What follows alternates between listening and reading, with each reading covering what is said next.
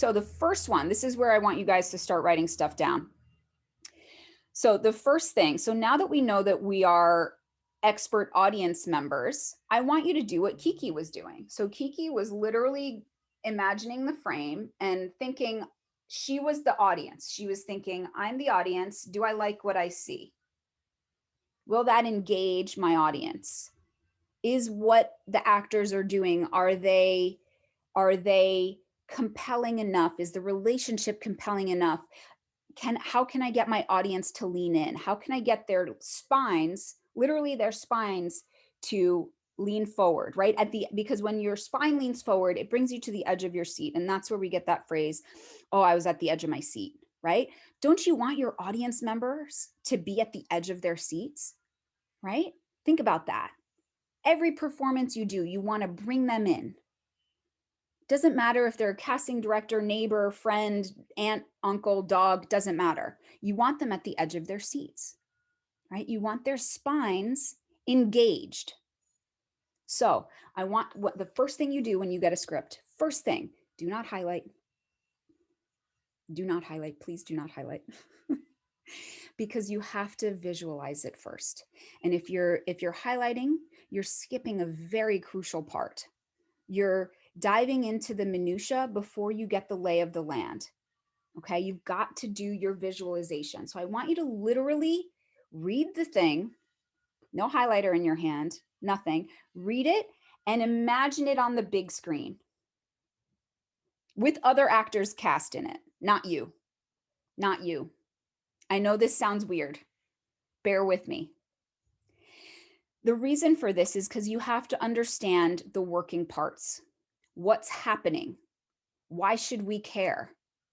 What needs to occur in the scene for the performance to be effective? And you can only really understand that if you're the audience, because when you guys turn on Netflix to watch a show, right away you can tell in the first 20 seconds, like, do I want to watch this? Do I want to, like, my 2 hours on Saturday night, do I want to watch this? And you decide yes or no. Is it compelling? Is it bringing me in? Is my spine engaged? Now, you're not thinking those actual thoughts, but you are subconsciously. So how can you get people to lean in, right? And in order to understand how that can even happen, you have to visualize the script. Do not put yourself in it yet.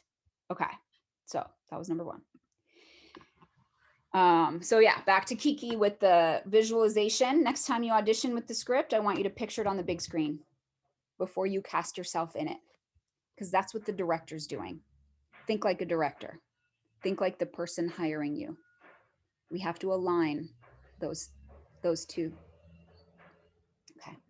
All right, number 2, log line. So the next thing after you visualize the whole script, I want you to write down a log line of what's happening. Now, I know this sounds perhaps a little silly, but I can't tell you how many times an actor, an actor will do a scene and I'm thinking to myself, what's happening? I don't even know what's happening. Because for me as a director, I think of, I'm the audience, right? In the room, I'm the audience. That didn't compel me. I don't know what I just saw. I'm not going to watch it. Next, right? And you don't want to be that person in the audition. You don't want that, right? You got to make sure that what the hell the scene is about is coming through. I literally can't tell you how many times I have no idea what's going on in the scene. So do this for yourself. This will help you stay on the story mark. Okay. And I don't know if anybody watched Money Heist. I loved this show on Netflix. So when we're going into Netflix and we're deciding what we want to watch, sometimes it's the actor that makes us want to watch something. Sometimes it's the title, and a lot of times it's, we go into it and we see the log line. So 8 thieves take hostages and lock themselves in the Royal Mint of Spain as a criminal mastermind manipulates the police to carry out his plan. Damn, I want to watch that. That sounds great. Sign me up, right? So Make sure that your log line for the scene is compelling, and make it so that when you say it out loud, you want to watch it. Let yourself be the audience. Let yourself be, if you come up with your log line and you read it out loud and you're like, I really don't care about this, the casting director is not going to care either. Right? So you have to, yeah, yeah, Edward, exactly. This is a great this is a great show. Um so you have to engage them. You have to understand what, what can you do to bring them to lean forward in their seats, right? Get them to the edge of their seats. If the log line that you came up with doesn't excite you, it's going to come out poorly in your performance, and it's not going to excite them. So rewrite that log line 8 times until you go, damn, I want to watch that. Because you have to find and dig why it's important. Why should I care? That's really the big question. When you turn on a new show, it's like, you're okay, this is happening, but why should I care? Right? That's the question that I'm thinking too. Why should I care? And then if somebody shows me why I should care, I go, ooh, okay, let's watch it. Right? That's what you want your casting director to do. That's what you want your director to do, because they're your first audiences. So engage them. Engage them. Okay. So it is different from the objective of the character. It is different because, okay, she wants to do this. Okay. Why should I care? Keep asking, why should I care? Until you have a compelling enough answer that you want to watch it. Okay. Character differences now. So this is a huge one. Character differences. So most of the time actors, highlighting their own lines, and you're only thinking from your character's perspective because you put on your own character goggles and you're thinking only from the consciousness of the character that you're trying to be cast in. But I want you to back up for a moment, right? We're thinking differently now. We're thinking 1200 steps ahead, right? So we have to put ourselves ahead, right? So a director is thinking about the dynamic of the characters. What makes this dynamic interesting? So you have to figure out what are the differences between the characters. And if anyone's taken my Strong Choices webinar, this is the precursor to that, right? So character differences. Because if you put, let's just take my parents, for example, right? My dad is from Bosnia. He's a man of few words, um, and he has a huge sense of humor, right? My mom is from New Jersey, uh, uh, talks a lot, uh, and is gullible, right? So put them together in any situation. Hey, Rachel. Um, you put them together in any situation, and it's literally hilarious because my dad will make a joke and my mom will think it's real. And I can't tell you the amount of times my dad plays a joke and my mom, and she falls for it again and again and again. And that's the dynamic. Dobro. They put these two people together, and whatever situation they're in, it's funny, or it's interesting, or there's conflict, or whatever the case may be, right? So when you get your script, don't just study your character. Think about what the other characters' differences are, right? How are they different from each other, right? So if we only think about from our own character's perspective, we're literally thinking about a point in space, one point in space in relation to nothing, right? But if you add the other point in space, now we have relativity here, right? So we have how are these 2 points in space different from one another? Well, if they're really close together, the characters seem to be really similar. I don't really know what I'm watching. Why am I watching this, right? I'm actually being robbed of conflict as the audience, right? So we want to manipulate these 2 points in space, right? We want to bring them as far apart as we possibly can, because that's where the conflict lies. So we can literally bring our audience to the edge of their seats by backing up just a bit and thinking about how different these characters are. So let's see this in action. Who watches This Is Us? Anybody? Yes. Okay. So fabulous show. Actually, one of my college mates writes for the show. It's awesome. So, okay, so pinpoint the differences between the characters. What does this do? It uncovers the patterns of behavior. Okay, so here we have Randall and Kevin, brothers. They could not be more different. Could not be more different, right? Randall is like straight A student. He gets panic attacks. He likes control over things. He organizes things and alphabetizes them and color codes them. And he, likes to be perfect, right? And he copes by having panic attacks because the control is too much and he freaks out and goes into that mode. Kevin, on the other hand, Kevin is a chill actor guy, whatever. Nothing really bothers him. He doesn't really have close ties with anybody because of his own issues, right? But he on the outside, he's like this hot guy, and he's he's just trying to be this famous actor guy and try to live his life, right? But he copes with liquor, right? So he needs to take a drink in order to survive, right? So the two characters could literally not be more different. So figure out what that is. In your next audition, don't just look at your character, because your character has to fit into a puzzle.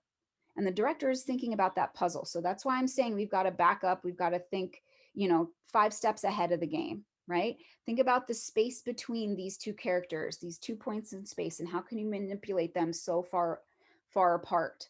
Again, I can't, and this comes from all of these things that I'm teaching you guys comes from my own directing.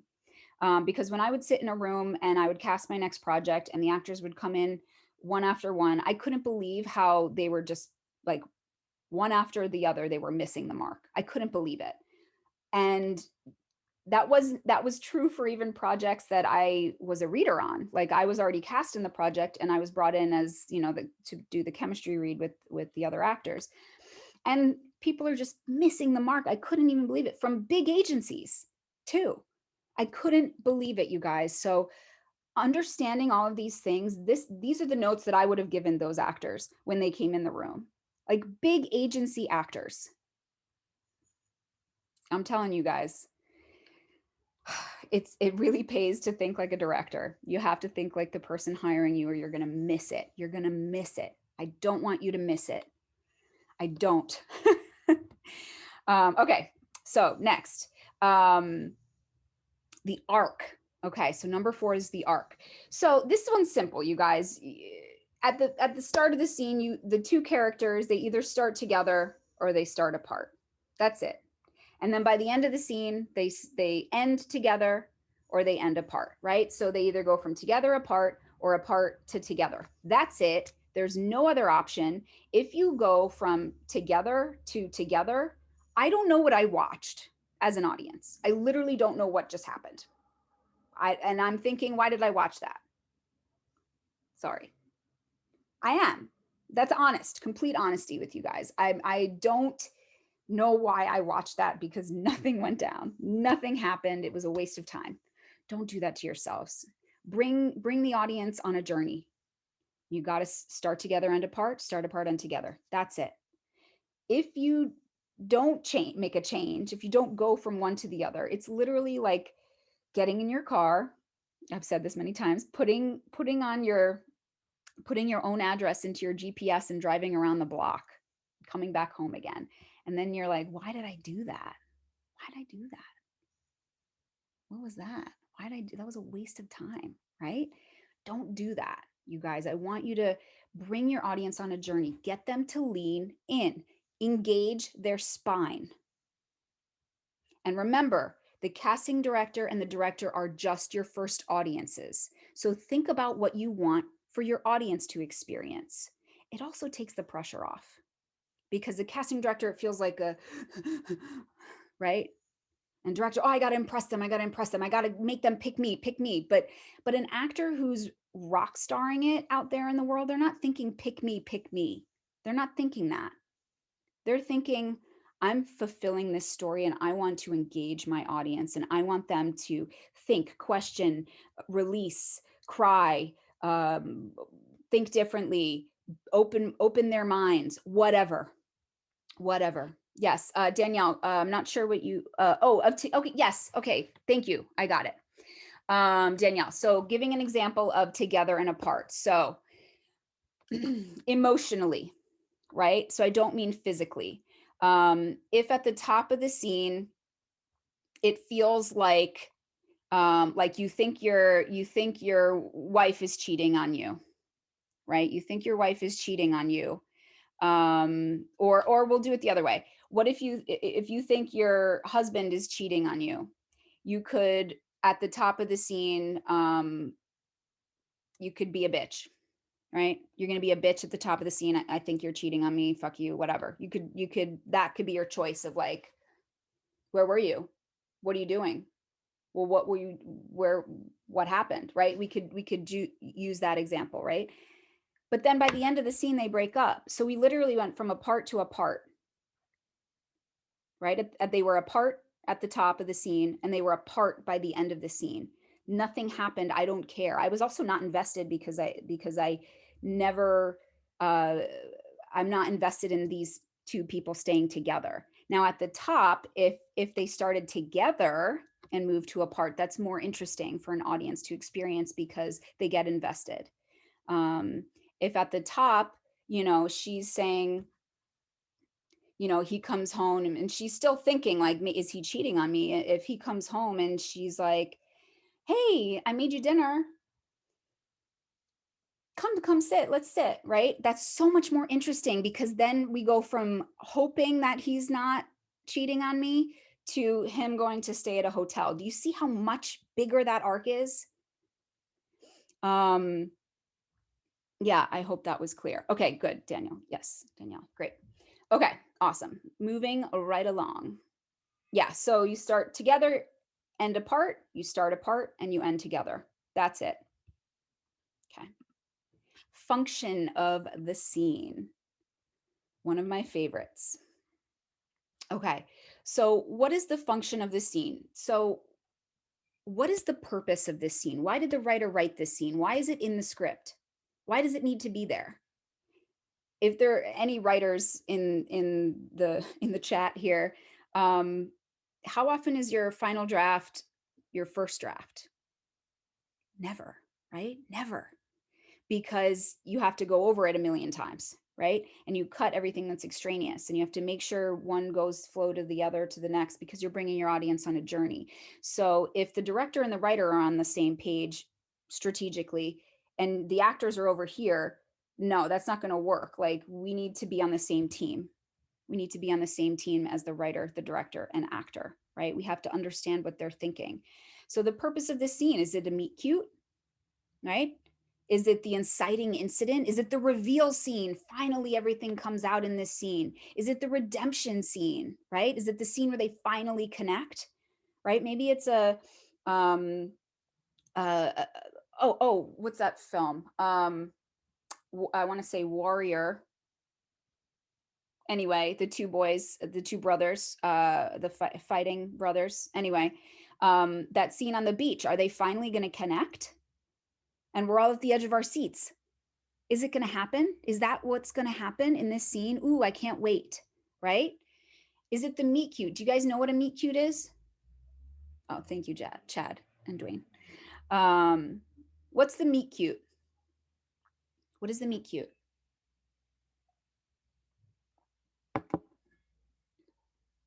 It's a romantic couple meeting. Yes, flirting. Yeah, so when the girl bumps into the cute guy. Yes, exactly. So it's when the two main characters who are going to be romantically involved, it's the first time they meet, right? So there must be flirting or fighting, but there's attraction, right? If you audition for a scene and you are not attracted to the scene, your scene partner, I can't hire you. Nobody's going to hire you because there was no chemistry, right? We need, that is a crucial element to casting you in that role, right? So we need to understand what kind of scene is it so that you understand where you are, what you need to fulfill. And I'm not saying just give the director what they want, because like, what do they want, right? What I'm saying is you need to fulfill the story, the same story that they're trying to fulfill, and affect an audience. Okay, so that's how we're thinking together on this. Um, uh, yeah, great. Okay, moving on. Function of the character. Okay, so what is the purpose of your character? Why did the writer need to write this character into the script? Right? Are you the decoy? Um, the red herring? Right? Are you the red herring? Are you the guilty party? Are you the comic relief? Why are you there? If you don't know the answer to this, you're not going to fulfill it. Right? So we need to understand function of characters because that needs to infiltrate your performance. If it's not there, you're going to miss the mark. Yeah. Yeah. So we need to understand the purpose of this character. Why are they there? If we cut that character out of the whole piece, what are we losing? If you can answer that, that's huge, you guys.